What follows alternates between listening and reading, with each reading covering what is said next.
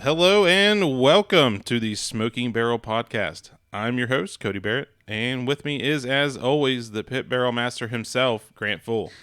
Good morning, good evening, good afternoon, whenever, wherever you may be listening. Believe it or not, this is not the first time we have run through this. Yeah. Also, tonight, we have a special guest with us, retired rock star Rob Yost. Say hello, Rob. Hello. There he is. He's going to be sitting over in the corner, hopefully adding in some snarky remarks as we go along. He's already smirking because you screwed up the first take. That's true. That's fair.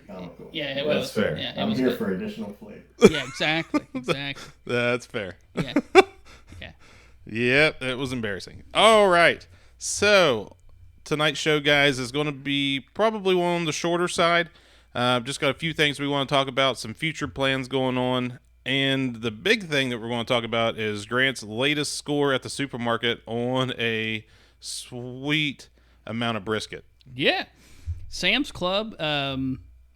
Basically, my wife cleared out Sam's Club beef freezer or section or whatnot. They had prime brisket marked down to $2 a pound. Which is just unbelievably cheap. Yeah. She sent me a picture of all these like 10 plus pound briskets just filling the bottom of her cart. She's like, hey, they got these marked down to $2 a pound. I'm like, buy them. She's like, well, how many? All of them. Just buy them. Yeah. I mean, we'll figure it out later. $2 a pound. You can't buy ground beef for that. And that, folks, is why Grant loves that woman. Oh yeah. She's awesome. I mean, we're married, so we've been going on beyond 18 years. So coming up on 19. So, there it is. Yeah. There it is. Got to do the math. Quick math in the head. That's right. He was just testing you, Christy. Exactly. She don't listen. She's fine. It's like at home. She don't listen there either. So it's all good. She hears you enough. Exactly. She's not going to tune in to listen. Exactly. She ain't going out of her way to do it. That's true. Yeah, but no, yeah. So yeah, we got a freezers stock full of pork butt, brisket, and ribs now. So we're good. So what I forgot to ask you on the first take, this is the second take, since it's my fault. I'll admit to it. Get on your mistakes. Did you end up do you have stuff over at your dad's old house? Oh yeah. So you got that freezer full also? Yeah, it's not full, but yeah, we got. Is that where you had to put the briskets? No, we actually got room in our chest freezers in our garage. We got some pork butt and some ribs over at his house. Okay. And at church we got some pork butt. So yeah. Oh, do you really? Yeah. In our youth fridge. Yeah, in our youth freezer. That's hilarious. Yeah. So yeah, we're good to go. We got some future cooks coming up that we haven't told you about yet, but okay. So it's good. Yeah. Okay. So getting back to the brisket. Mm-hmm. Once again, let's tell the folks at home how that went, what you did, and what may or may not have went bad. Well, a couple of it was a learning moment, right? You got to have those learning moments. It was a fresh one. That's why you try things. Yeah, I used Kinder's the blend. It's garlic, salt, and pepper. It's awesome, nice little blend there. I dry brined it. Mm-hmm. Long story short, went a little heavy on the brine, and honestly, the big thing was too. I was usually only do like a 12-hour overnight dry brine. This bad boy went like 30 hours because I got tied in some stuff I couldn't cook when I wanted to, and usually I like to cook the night before.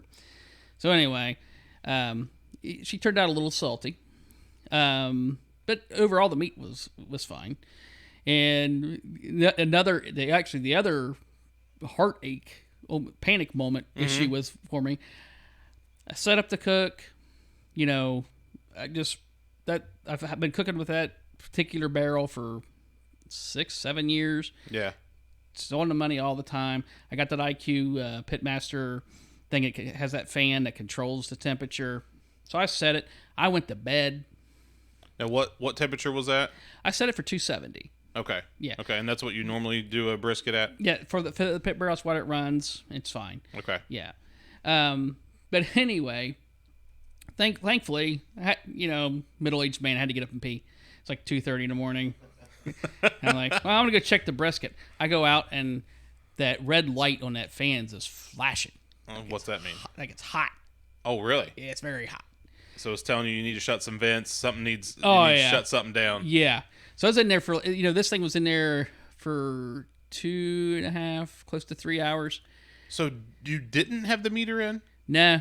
Okay, that's smart. All right. Well, it's like, I don't need it. Yeah. It's good. I have this tool that would have alerted me, hey. Uh-huh. But now Sent you multiple alerts to your phone. My phone would sounded like a Navy warship going sinking. Yeah. Yeah. But I was like, I'm good. Don't need it. Because honestly, a lot of times, there's a lot of times I won't do it towards the end of the cook anyway. Because well, at that point, you're going to you're temping out anyway. Yeah. Every time you open the door, you're checking it, so it's not necessarily as needed. But yeah. So anyway, in the beginning of the cook, Grant. Yeah, hey, it's all good. And that's when I went to bed. Yeah, I was tired. I was like, and if nothing else, the biggest thing that I use that thing for is to make sure that my ambient temperature doesn't get out of control. Oh yeah, no, yeah. I mean, forget about the internal temperature of the meat. Yeah. It's the ambient temperature in the beginning of the cook that can screw you. Oh yeah, no, I get it. I understand all that. I get it. Didn't do it, but I get it. So I'm freaking out. I'm like, oh, this is awesome. So I run and get my Thermopen, to test the. It was already starting to temp out at like 160. And what time did you put it on? It was only in there for like 2.5 hours. There's no way it should have been that. So wow, so that was fast. Yeah. And then now I think so. In hindsight, I'm glad I had to pee. Yeah. Well, and it was super tender. Oh yeah. Now what I did. Couple things I did. Okay. The other thing, new thing I did, and I'm glad I did it because I think it saved me on it. Okay. I did an aluminum foil boat. Yeah. Okay. On the bottom, so that bottom wasn't getting that direct heat. I had it wrapped up, kind of coming up halfway, and so I think that did all the difference in the world because of that. Yeah. So had it not been for that, you probably would have had tough meat. Yeah, I think it would have been south, but I wrapped it up. I went and turned on my stove in the house because I was like, I couldn't get this thing cooled down in time.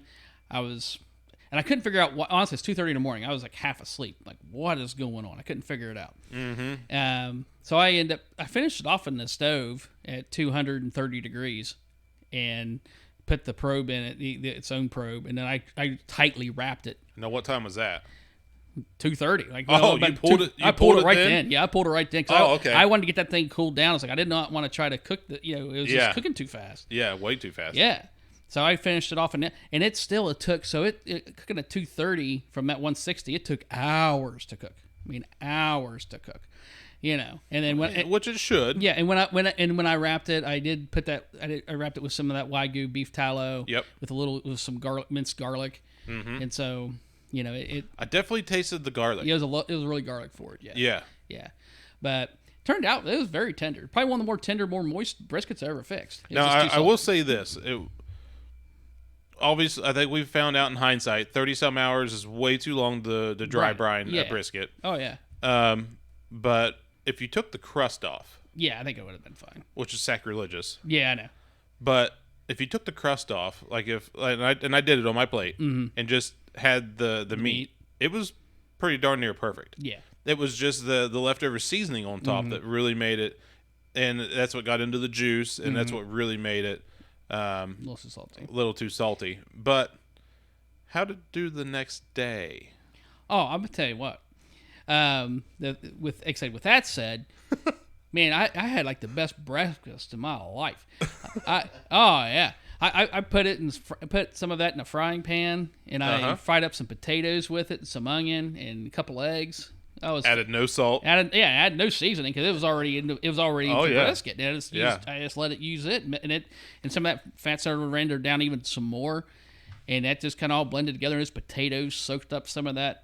Oh yeah, that was phenomenal. It was fat man heaven. It was great. That just sounds amazing. Yeah, it was really good, and it made a killer Philly cheesesteak.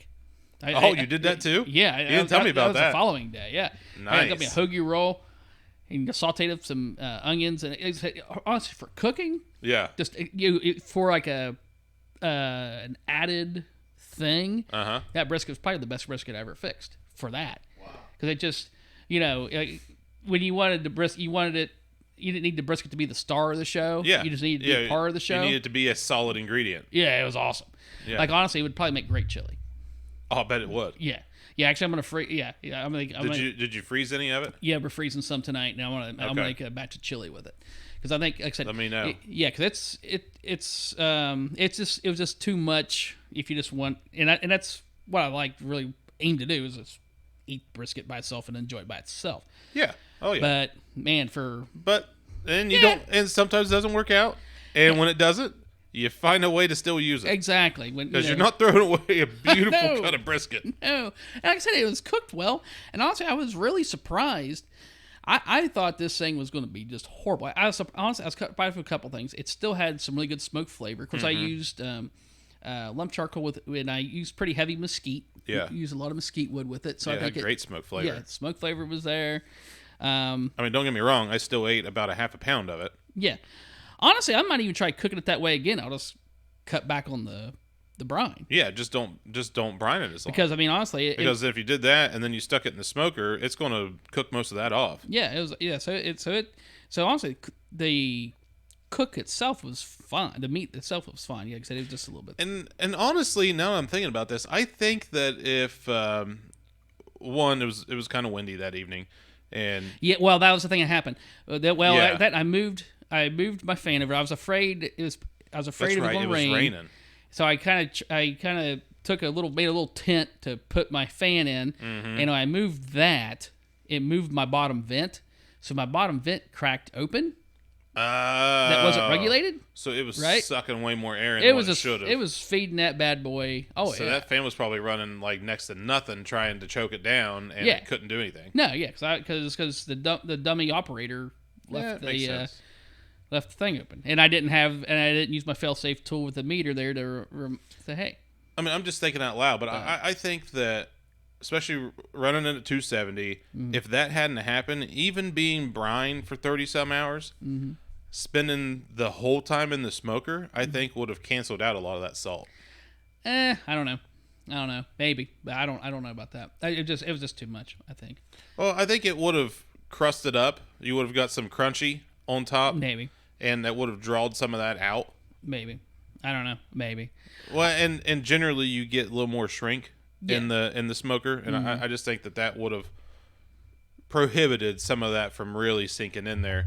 And because you got to think of it, so it was in the oven for even longer than what it would have been in the smoker, so you had even longer to cook with that seasoning on it. Yeah, so maybe, but it is what it is. I like the half boat method though. Yeah, I think I want to try that. I think that's a thing. So speaking of trying things, Does Rob have a comment? Well, I was just going to say, this is one of those rare times as a middle-aged man where what a blessing to get up and go to the bathroom at 2:30. Yes. right. Oh, I yes. was really impressed that you made it till 2:30. Usually 1:30 is about the time that I get up. So you got an extra hour of sleep I'm a little envious of right there. Yeah, Yeah. that's right. Yeah. No, I get you, man. That's right. Yeah. No, I was. The things I have to look forward to. Oh yeah. I feel like I got the bladder of a 6-year-old girl. Oh yeah. Well, you used to be you go on a road trip and I could just, I'd outlast the gasoline tank. Now I'm like stop and use the restroom. My car's fine. It's sad. Yes. Yeah, I'm usually the guy that's holding out for somebody else to say they gotta go to the bathroom. Yeah. So you don't have to be the one. And then I complain, acting like, man, what an Bring a good inconvenience. time. And really, by the time I get to the bathroom, I'm running in there. Yeah. But yeah, so anyway, lessons learned. If you're gonna go to bed, at least then use your make sure you have your if you have a your tool, alarms, use it. like the Meter Plus. Yeah. Don't be like Grant. Play it safe. Throw that thing in the cut of meat before you go to bed, with your alarm set so that if something happens. Because you can go in there and customize those babies however you want, whatever temperature you need it to wake you up at. Yeah. Because I'm a night cooker. I do it all the time. I mean, I'm kind of getting to the point where I prefer throwing that thing in at 11 or midnight, getting up at 5 or 6, and doing a wrap, throwing it back in to to finish. Yeah. I'm almost getting to where that's like my preferred method of smoking, and especially as busy as we've been in the last year, that has almost become like my niche is to smoke that way. So, with that being said, I probably will try to get this done this next weekend. This being Friday, but the next weekend, not Saturday or Sunday coming up, but I was watching a video the other day from the Meat Church. Yeah, love those guys. And he was talking about doing a brisket tacos. Mm-hmm. I sent it to you. I sent you the video. Well, in that video, he discusses doing the same exact thing, but only with a pork butt. And he's like, I was shown how to do this with a pork butt, but I thought, how cool would it be to do it with a brisket? And did you watch the video? No, I did okay, not. so he takes Cholula hot sauce and smothers the piece of meat with this hot sauce, and then puts, because it's got the, it's a spicy hot sauce, but it's also got the Mexican spices in it, and then just uses the simple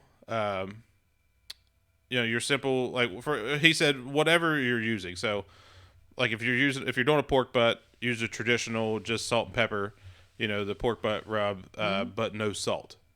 Okay. And I was like, okay, that makes sense. And then, or if it's a brisket, use whatever you would normally use, but no salt, because the hot sauce has a lot of salt in it. Yeah. And it was really cool because he coated that thing with hot sauce, used it as the binder, coated it with seasoning, and then did and he said that he does the pulled pork the same way, but does a foil boat, throws it in there. So you collect all the juices, pulls it, like for a pork butt, it'd be like 165. Yeah. Covers it again with hot sauce, and then puts it back in to continue its cook. Yeah. Excuse me. I'm sorry. Wraps it. Wraps it, but has all that hot sauce in there. And then he said, now with the brisket, he used butter, threw a little butter in there. He said that he used a mixture of butter and bacon grease on the pork butt, wrapped it, stuck it back in there.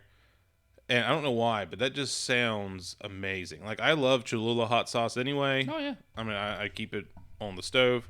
But I'm like, but do it with the intention of making pulled pork tacos. Oh yeah, no, I'm on board with you with the pulled pork. Brisket, man, I don't know, dude. I love me some brisket. I don't know that hot sauce. I don't know. Maybe. See, maybe. Yeah, you'll have to watch the video. Yeah. But it looked great, and he did some non-traditional seasoning, like what people would normally use, and it's escaping me now. But at the end, he put a horseradish sauce on it when he was making the taco. Oh. And then had like a spicy salsa he put on it, guacamole, and then topped it with cheese. And I don't like guacamole, but I'm always up for trying things the way that the chef or the cook intended it, to be. Right. I want to try it. I mean, it looked amazing. It sounded amazing. And then he said he used the identical recipe for the for the pork butt. Well, he didn't. His buddy told him. I want to try it with a pork butt. I've got some pork butts in my freezer that I happen to have. I don't have brisket lying around like Grant does. So I've got some pork butts. I've got one old one that I need to use. Yeah. Well. So I figured it'd be a great time. Throw that baby in there. Hopefully maybe throw it in Saturday night next week. Yeah. Have some, maybe we can have a little get together and have some pulled pork, Mexican style. I'd like to try to. We have we'll be in Roane County for a track meet. It's hard to tell when time we'll get back. I will love to tell you about it then. Yeah. Robert? You said food, right? Yeah. Food, yes. I'm interested. Next Sunday afternoon, would you be interested in some pulled pork tacos? Yes, sir. I'm interested. There we go. You said Sunday afternoon? Sunday afternoon. Well, you said it's because you were saying Saturday. I'm going to start to cook Saturday night. Oh, well, Sunday might work. It's because Gosh. I'm still invited though, right? Just yes, because Grant's able to be there. No. You're still invited. Rob's like, wait a minute, You're man. still there, buddy. And you could even bring the family. All right. Yeah. There you go. Well, There you and by the family, I mean just Mandy. We don't want the kids. Yeah, we don't want the kids. No, they got their own lives. They do their own thing. So, something else that I recently, well, we'll talk about that in a second, but I want to talk back for a minute about my dill pickle chicken. I'm gonna beat this dead horse till I make this thing perfect, man. Because I mean, what is this? I've talked 4 or 5 different episodes now. I've mentioned it. I don't know. I've tried it 4 or 5 times, and each time I'm not happy with it, but I'm happy with something in the cook. Okay. And I think this last time when I did the chicken wings, I did 10 of them. And I think there was a couple of them that I ended up peeling the skin off of. Not on purpose, but there was not intention. Like I didn't go into it to peel the skin off of it, but there were a couple of them that there wasn't much skin on them anyway, and it was just kind of hanging off. So I just peeled it the rest of the way off. Right. But I've noticed something. The 2 without the skin had more that the brine had penetrated. Mm-hmm. So in my head, I'm thinking, well, what's a cheap way? And chicken's cheap anyway, but what's a cheap way that I can try? Something, skinless chicken. So I was like, Chicken thighs. well, chicken thighs still have skin, but that's also cheap. But I was thinking, You can take the skin off a chicken thigh. yeah, I know it's a novel box, but you can't. but that's more work. But I'm just gonna buy a bag of the chicken tenderloin. Oh yeah. The boneless chicken tenderloin. It's all white meat. It's all breast meat. And I thought, and I'll get one of my pickle jars. Fill that baby up, soak I don't know how many comes in a bag, 20 or 30 of them. Soak the whole bag, for like 24 hours. And then go that route. I think that because I did this was the Super Bowl party. I did that. And I don't think we talked about the Super Bowl party during the last podcast, did we? We talked about it, but we didn't talk about the results. I can't remember because the podcast was before the party. May have been. What did I fix for that? I did a chuck roast. You did the chuck roast. Yeah, I turned out all right. That did turn out fantastic. Yeah. But so I've been putting dill, like just raw dill, on before I put it in the smoker, and I don't think I'm gonna do that. I don't like the texture it gives when you're biting into it and you get a piece of dill on your tongue. So I'm gonna concentrate more on the brine. And getting the exact flavor that I want in the brine. But I think I'm going to, even more than that, there's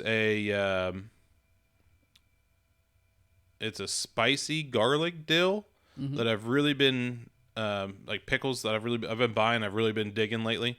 I think I'm going to try to replicate that recipe because I think the garlic and the little bit extra spice will really kind of go hand in hand with, for lack of a better term, a boneless, chicken wing. Because we saw the news recently. If it's not from the wing, it can't be called a chicken wing. Oh yeah, I saw that. That's Did awesome. you see? I love that. Yeah. They have to call them chicken nuggets now at Buffalo Wild Wings. That's awesome. Yeah, I thought that was hilarious. Somebody sued them because their their boneless wings weren't wing meat. Yeah, I'm right there with them. Yeah. Yeah, listen. Wings got bones in it. Yeah. But anyway, I think now when I did the thighs, I got a lot better soak out of those, and you got a lot bigger piece of meat there when you did the thighs, and I feel like obviously a bigger piece of meat is going to have better flavor, but the drums had really good flavor, I thought. Yeah. And the little winglets didn't as much, but I'm going to beat this dead horse, man. I'm going to perfect this recipe to where it's something that I can replicate again and again and again. I would think, honestly, I think part of your issue is you're battling, you're switching back and forth between cuts of meat, chicken, your thicknesses and stuff. So it's gonna each one of those is gonna play a lot different. So if it were me, well, and I'm keeping notes. Yeah, but if it were me, I would be consistent. I'd be just doing chicken thighs or just being on chicken breast. Well, if I do it again, it won't be wings. Yeah, and it'll either be tenderloins or it'll be chicken thighs. Yeah. Well, and obviously because I'm out of wings now because I cooked all 50 that I had left over for the Super Bowl party, and for two because thighs are so much cheaper. Oh yeah. I mean, what you can get an 8-pack of thighs for $8. Yeah. So yeah. You know, I mean, it's hard And to I like beat. 'em. It's hard to beat that. Yeah. And I mean, the flavor is. The flavor is fantastic. And generally speaking, because it's a bigger cut, they're juicier when you cut into them, and you don't have to worry about them drying out like you do a wing in the smoker. And they're relatively fatty for a Yeah. chicken, so they're awesome. Yeah. And definitely helps in the smoker. Yeah. So yeah. I would, to me, if it was me, I would stick with the chicken thighs. That'd be my recommendation. I'm still going. If I do the thighs, I'm still going to de-skin them. Yeah. Because I'm not. I mean, I don't care about the crispy skin. It's You know, I don't care about it. I want flavor. right. And you're going to get a juicy chicken thigh with or without skin if you cook it right. Right. I realize that my threshold is going to be different there because you don't have that skin to hold the moisture in. Now the thing, honestly, I personally, there's been times like I'll leave the skin while I'm cooking, and I'll take it off. I just like it because it helps protect the meat when it's cooking. Well, and Yeah. I could go back to I could always do a foil boat. Yeah. I could always once I get the smoke on them that I want, I could just wrap them and finish the cook that way. That way, you know, just put them in a little foil pocket. Yep. That would work. So, excuse me. Another thing that I was talking to our buddy Frank in Cincinnati, who's got a pit barrel cooker. Yeah. Who is Mustache Frank? Mustache Frank? Yeah, that's right, Rob. You know Frank. Frank, the legend, the pitcher. That's it. Yes, Awesome. Frank was our pitcher on our softball team. He sadly left us for supposedly a better job in Cincinnati. You know, whatever. No excuse. We need Yeah. that for Exactly. softball. Yeah, Where's the dedication, Frank? it's not there. Come on. It's not there. But he did pick up a pit barrel. I don't remember what size. Do you remember? I think you got the junior. The junior. Yep. Okay, so I asked him. I texted him and I said, hey, looking for some content for the show. What's something you've cooked lately? And he sent back, and he sent me a link to a YouTube video: smoked jalapeno cheddar burgers. I like jalapenos, I like cheddar, and I like burgers. So But they're I'm intrigued. sliders on King's Hawaiian rolls. Oh yeah, there you go. I mean, he checked 2 more boxes for me: Yeah, sliders, King's Hawaiian rolls. yeah, we're good. Yeah. Yeah, I mean, you put meat in a King's Hawaiian roll and you have it in the smoker. oh yeah. I don't see how you can make that bad. No, I'd say we gotta try them. Yeah. So I've got the recipe for that too, and I am planning on giving that a shot sometime soon, within hopes of maybe using that at one of our summer get-togethers, That works. because the 4th of July party is going to be way tamed down this year Well, in light of other priorities. yeah, got to go to Puerto Rico, Absolutely. so travel costs money, Yeah, so do fireworks, yeah. and they both can't win out. Well, you got to sell some more ATVs, man. We'll have to do something. Yeah. And the more I think about it, I don't think we discussed your chuck roast at all in the last episode.